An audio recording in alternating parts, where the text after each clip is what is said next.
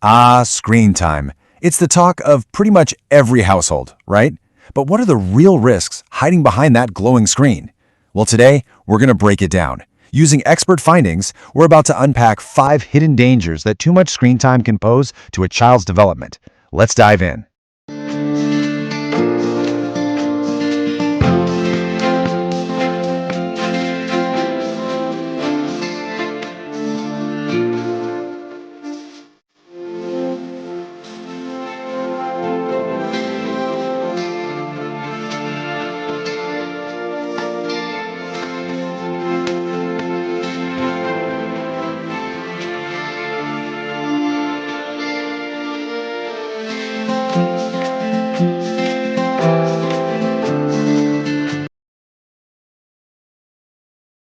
All right, let's be honest for a second. Have you ever, just for a few minutes of quiet, handed your child a phone or a tablet? Of course you have. It's a super common modern parenting dilemma, and really, just understanding the potential impact is a huge first step. So, where does this all lead? What are we really talking about here? Well, the impact of excessive screen time really boils down to 5 key areas of a child's development: cognitive, physical, sleep, social, and emotional. Think of this as our roadmap for the next few minutes.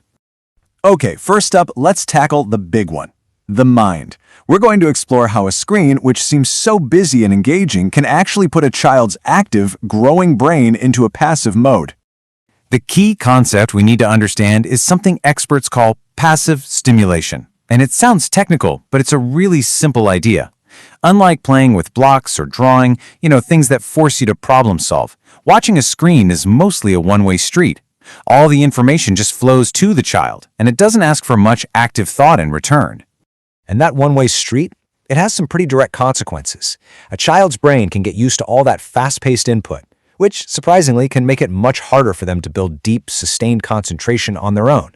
And since the screen is doing all the talking, kids aren't practicing the back and forth that's so crucial for building language, which can even lead to speech delays. All right, moving on from the mind to the body. Our second major point is all about physical health. Because let's face it, a sedentary digital life has very real consequences for a kid's growing body. And here, the contrast is just stark. On one side, you have active play, running, jumping, exploring the world. This is absolutely essential for developing motor skills and burning off energy. On the other side, screen time, almost always sitting down. That lack of movement is directly linked to a higher risk of childhood obesity. And hey, it's not just about weight either. Staring at a screen for hours on end puts a massive strain on developing eyes. We're seeing an increased risk for conditions like myopia, that's nearsightedness, and general digital eye strain. Now for our third point, and this one is a doozy because it affects everything else: sleep. It turns out screens can literally hijack the body's natural sleep cycle. So how exactly does that work? Well, it's basically a simple biological chain reaction. The blue light blasting from screens tricks the brain into thinking it's still daytime. That in turn hits the brakes on the production of melatonin. That's the hormone that tells your body it's time for sleep. And the result? A kid who has a hard time falling asleep and often has a much more restless night. Okay, number 4. Let's talk about social life.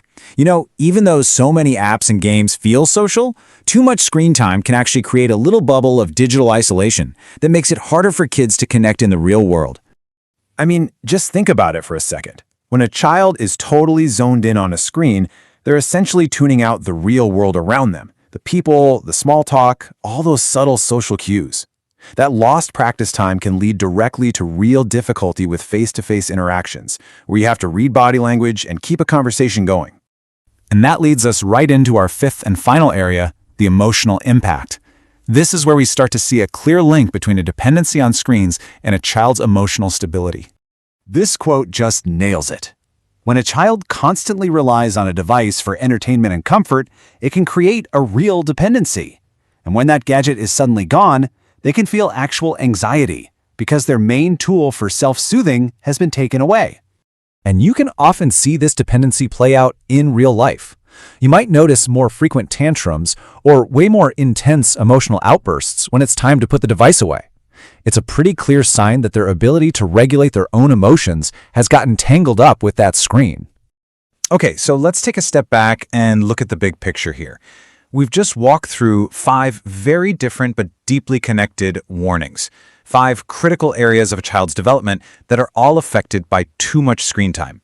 And the really important thing to get is that these aren't just 5 separate problems. They're all connected. Bad sleep makes a child more emotionally unstable. Weaker social skills can affect their cognitive growth. It's all part of one big system that shapes a child's overall well-being. So, this all leads to the most important question, the one we all have to grapple with.